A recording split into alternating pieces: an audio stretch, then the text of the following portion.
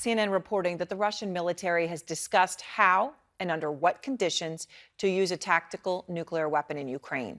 It comes amid a growing power struggle inside Russia. Evgeny Prigozhin, one of Putin's closest allies and a leader of the notorious and brutal private army, the Wagner Group, is using the mismanagement of the war to jockey for power inside the Kremlin. This is according to Western officials speaking to CNN. Now, Prigozhin, of course, is someone you've heard a lot about here on the show. We've been covering him in the Wagner Group for months. But there is no question that in recent weeks, he has grown more emboldened and his influence seems to have increased quite exponentially. Natasha Bertrand is out front. And Natasha, I know you have some fascinating reporting on Prigozhin's place in Putin's orbit. So what more are you learning? Yeah, Aaron, so what we're told is that Yevgeny Prigozhin, who is the head of that mercenary force Wagner Group, he actually confronted Putin directly last month about the war in Ukraine, saying that he believes that it's being completely mismanaged and that the generals that Putin has put in charge are completely botching the war effort there. And this was deemed significant enough, this meeting, to actually brief to President Biden directly. It was included in the presidential daily brief. Of course, really significant intelligence is placed in there. And the reason why the U.S. intelligence community found this meeting so interesting was because it says a lot about Prigozhin's ambitions and also his standing within Putin's inner circle, right? It's not just anyone who can confront Putin directly on this kind of thing. Members of Putin's inner circle don't usually dissent openly to his policies, but it also says a lot about Prigozhin's ambitions, because what we are told is that he has become more and more emboldened in terms of challenging the Russian defense minister, Sergei Shoigu, for influence. And of course, he has been telling people that he wants more resources, more responsibility, more everything really for Wagner forces, who are notoriously brutal and who are operating in Ukraine at a very large scale, upwards of 5,000 mercenaries now operating in Ukraine. So the Kremlin now is really walking this interesting tightrope, Putin in particular, because it's not only Prigozhin who has confronted him, it's also other senior Kremlin officials, we're told, who are saying, look, you need to change something about the way this war is going. U.S. intelligence officials are really concerned about that. They're watching how Putin responds, because some of these officials are saying you need to do something more, you need to do something potentially drastic. Aaron. All right, Natasha, thank you very much. And a significant detail there from Natasha, right? Not confronting to say, oh, you shouldn't have done this. Confronting to say, you need to do more. You need to up the ante, right? So that particular angle. I want to bring in now the former director of national intelligence in the Obama administration, the retired Lieutenant General James Clapper. Director Clapper, so let's just start here with that. Prigozhin's power, look, he's been a crucial player here, right? But it has no doubt increased quite quickly here in recent weeks. What does that say to you? I mean, is he a threat just to the Minister of Defense, Shoigu? Is he a threat to Putin? What's actually happening here?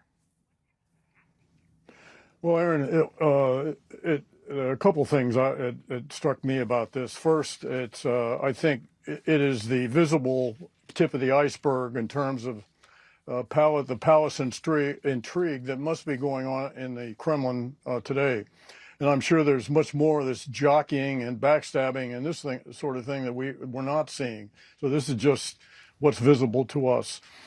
The other thing about it is I think it is a dramatic comment on the erosion of the prestige and stature of the Russian military.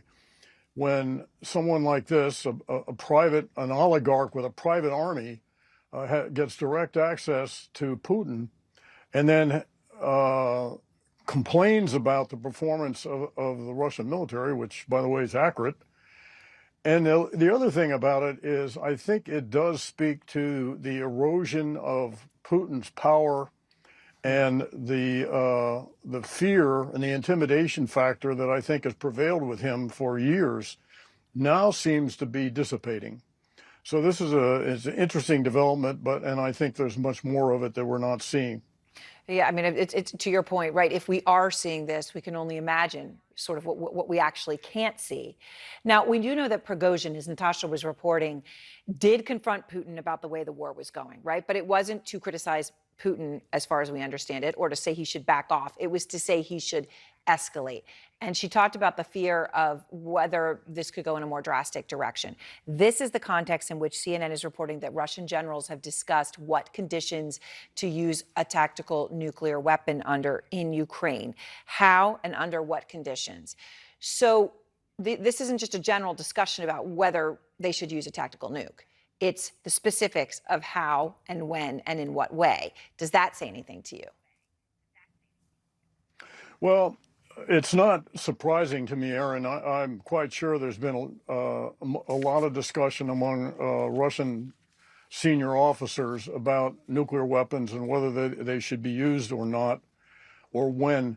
What's missing from all this, or at least what's missing from the reporting that's available to accessible to us, is what exactly would the objective be on the part of the Russians to use nuclear weapons? What would they try to do beyond what they're doing already, which is using conventional weapons, gradually destroying the civilian infrastructure of Ukraine? So I think I still feel that the prospect for the use of nuclear weapons is unlikely, but not as improbable as it was before February 24th. All right. Thank you very much. I appreciate your time, General.